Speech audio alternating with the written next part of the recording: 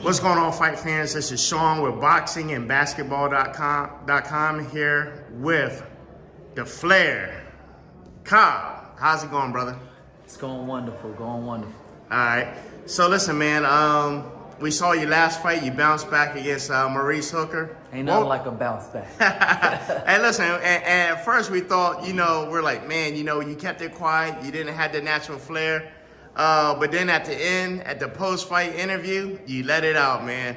How good did it feel, man, to get that win over Maurice Hooker and bounce back from your loss? It was great. It was great getting in there and showing people what it really means to be a champion. It's not about like you getting knocked down, but it's about you getting back up. Can you get back up after adversity? Can you bounce back after adversity? Flair is a true champion, the people's champion.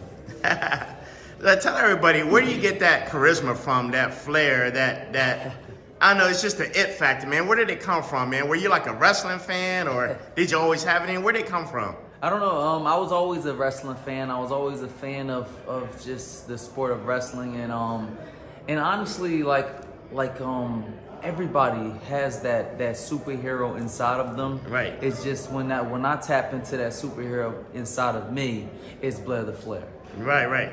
So listen, Blair, I love watching you talk. I like seeing your charisma and all that. I was a little disappointed after you lost, the way people turn on you, like, yeah, we glad he shut him up, blah, blah, blah. I didn't care for it. I'm like, I love it. I think we need that more in boxing. Did that show you who was really with you and who wasn't with you? Kind of, but it just doesn't matter. You know what I mean? I put a target on my head for a reason. I believe I'm the best. I believe I'm the champion. I believe that I am the people's champion, and it doesn't matter what people say. Right now, we live in a time period where people can't wait to kick people when they're down. Right. Because we have way more cowards than true champions. We have way more cowards than real men. Yeah. So that's just what it happens in that particular time period. You'll have a man that's battling through adversity in that particular time period.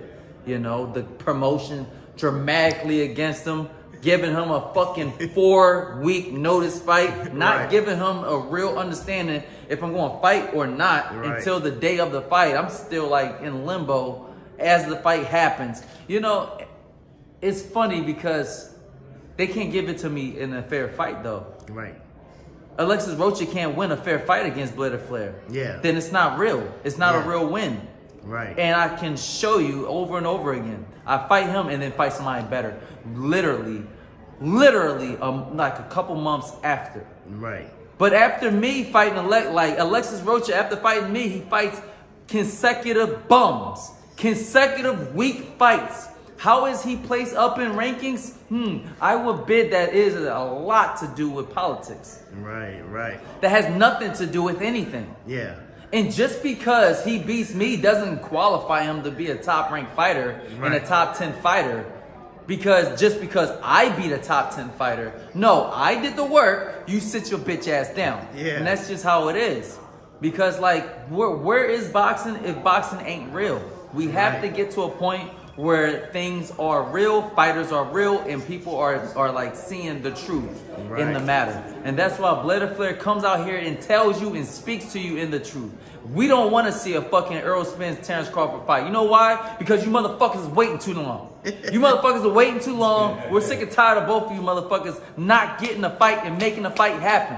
Right. So listen, at 147, who out there right now would you want to fight next? Because your last fight was it August of last year? Absolutely. Do you know when you're getting back in the ring, who is it against, or who do you want to fight at 147? I don't know. I want to get right back in the ring with the guy that was in Hooker's corner. But that was very interesting because after that Hooker fight, it was pretty interesting how everybody was like changing their mind about fighting me. It was like, okay, Oscar De La Hoya, oh yeah, we're going to get you Alexis Rocha. No, you know what? I got something better. How about Virgil Ortiz? After that fight, after this fight, you get through this fight, we'll give you Virgil Ortiz after the fight. Yeah. Not a damn word from a talk about Virgil Ortiz. Right. Is it only because you think that he's gonna win that I fight him? Yeah. Like, is it like, okay, we're only gonna set up the fight if he can win? Right. Are we men or are we cowards? Do you believe in your fighter? No, you do not believe in your fighter. He is not great. He does not belong where he is, period. Yeah. Because if he does, and if he is real, then put him up against me and see what the hell happens. Yeah. Let's see what a 50-50 really look like. Right. Because I've been through 50-50s over and over and over and over and over again. I've been constantly put up and against like the odds over and over and over and over again. And I perform. I overperform damn near. Right. What do they do? How many times have Virgil Ortiz been into it? None. Okay. How many times have Jerron Boots Ennis been in it? Been in the fire? None. Okay. Hold up. What happened in that last fight? Yeah. Oh, he got touched up a little bit. And he thought he was untouchable. Now people are like, oh, you know what? Flair might have actually took his ass out. If he was doing the exact same thing he did to Hooker, yeah. I mean, he would have probably got knocked the fuck out. Period. Like, where are we? Where are we without these fucking troops? Yeah. I mean, all of this shit looks really cool on camera until, bow, you get knocked the fuck out. Right. It's nice to fight somebody that you know that ain't gonna knock you out. It's nice to fight somebody that you know is not a problem. You know, I feel like none of these motherfuckers out here fighting anybody. Right. They don't want the smoke. They don't want the smoke. Well, guess what? Blair and Flair want all the smoke. The next $1 billion attraction is here. Yeah. The next mega star in boxing is here. Hey, Blair, so let me ask you this. So let's say you can't get none of those fights with Jerron or Virgil or the Keith Thurmans and all that. After this win, if Adrian Broner wins at 147, would that be something?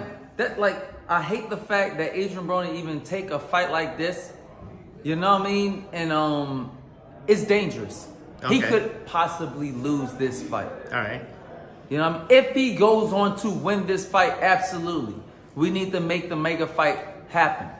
Why? Not just because we want to line Adrian Broner's pockets with money, but because it's great for boxing. I'm sick and tired of boxing not rising to its full potential. It's becoming an irritant. It's becoming a problem for me, all the other fighters, the fans, and now everybody at large. The promoters, they think that they know what they're doing. They're not fucking doing what they're supposed to be doing. Right. Promote the goddamn fight. Promote the goddamn fighters. Yeah. Or move out the way. Right. Because that's what happens when you have a goddamn person like Jake Paul just pulling up and destroying shit. You know why? Because you can't fucking do it. Yeah.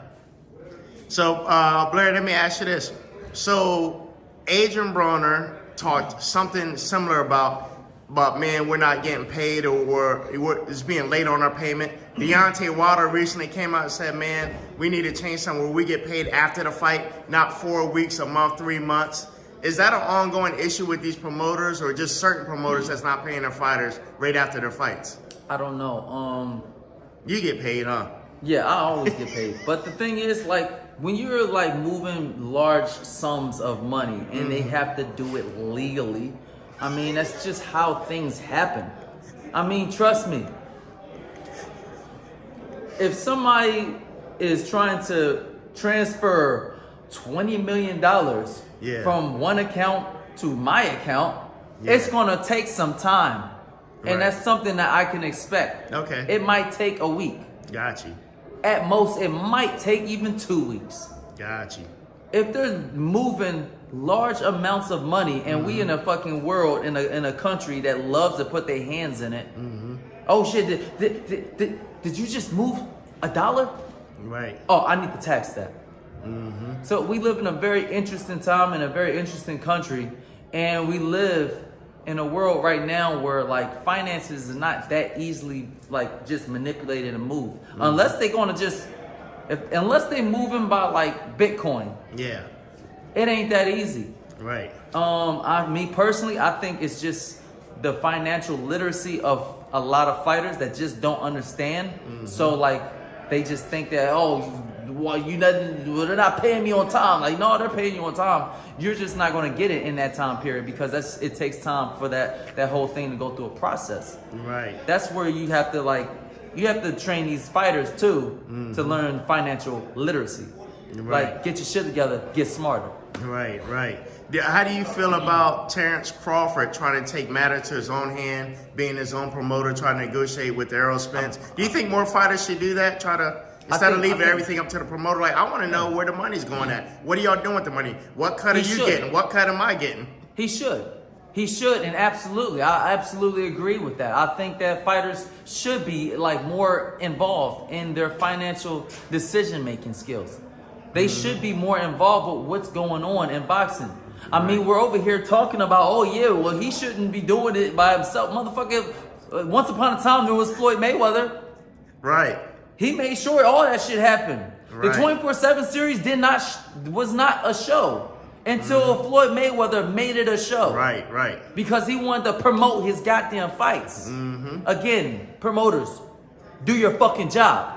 And then you have you have fighters like that they want more than their fucking worth. That's when you have to be in more perspective. But the whole thing with that whole fight with Terrence Crawford is not the fact that he wants to a fair shake at everything. Sure. The problem with that is the situation with Errol Spence. And then it has more questions. Do Errol Spence really want that fight? Because if he do want that fight, he can make that fight happen regardless. Okay.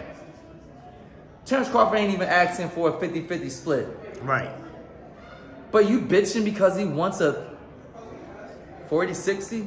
Right. You bitching because he don't want to be left out high and dry when it comes to pay-per-view? You're right. Who the fuck do you think you is? Right. At the end of the day,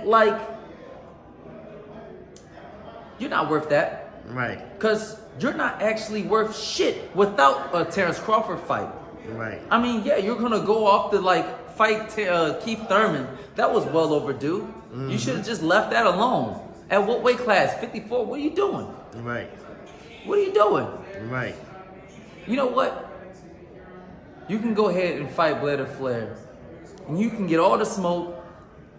And you know what? I'll do it for cheap. Okay. I'll do it for cheap. And guess what? More people will stay tuned to that fight than the Terrence Crawford fight. Right. Because I'll promote it. And I'll knock your bitch ass off. Period. Period. I'll knock your little stupid bitch ass off so we can finally be done with your bullshit. Yeah. That's what I said. Perfect. And Blair, before we let you go, man, I know you got to head out. It's been a long night. What do you want to say all to your fans in closing? And how many fights do you think we can expect you in by the end of this year? I don't know. That's a lot of I don't know questions. There's a lot of things that's happening. Okay. There's a lot of opportunities. Blair the Flair is not with Golden Boy anymore. Okay. Golden look, if they don't want to treat Blair the Flair right, Blair the Flair has to go. Has to move on to bigger and better things. Okay. If so you're a free agent. Yeah, I'm a free agent. And if Golden Boy wants to try their best to keep Virgil Ortiz from not being beat and being where he belongs underneath Blair the Flair, I'll make it happen some other way. Right. You know what I'm saying? Because Blair the Flair is not worthless. Right. He's just worth less to you.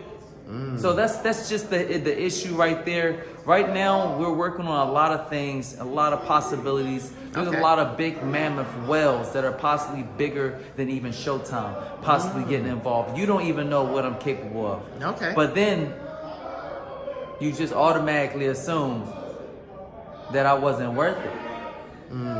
You know what I mean? It's a lot of interesting things happen. I can't wait to see what happens in the future. But right now, we're weighing our options, and I'm done with Golden Boy. Okay. Things are going to be very, very interesting. Possibly in the works is a Ennis fight. in this fight, leading up to Earl Spence fight, because Ennis will get knocked the fuck out. But So there's a possibility there might be some PBC stuff in the works? Possible. Okay. We need to see what's on the resume and what can they put out. You know what I mean? We have a lot of things that could possibly happen with the PBC setup. We have a lot of things that's possible that could possibly happen with the zone. We have a lot of things that's possible that could happen with MVP promotions. Okay, MVP. We have a lot of interesting things that could happen.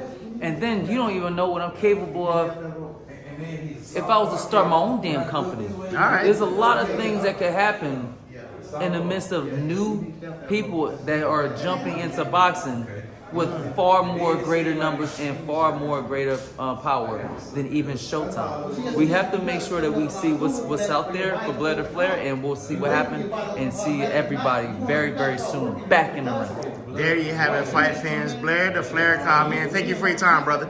Absolutely.